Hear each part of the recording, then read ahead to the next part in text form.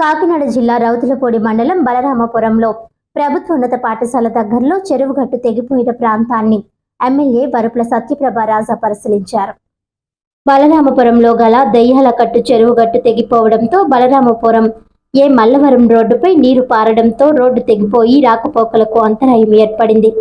విషయం తెలుసుకున్న ప్రతిపాడు ఎమ్మెల్యే వరుపుల సత్యప్రభ రాజా అక్కడకు చేరుకొని పరిస్థితిని పరిశీలించారు.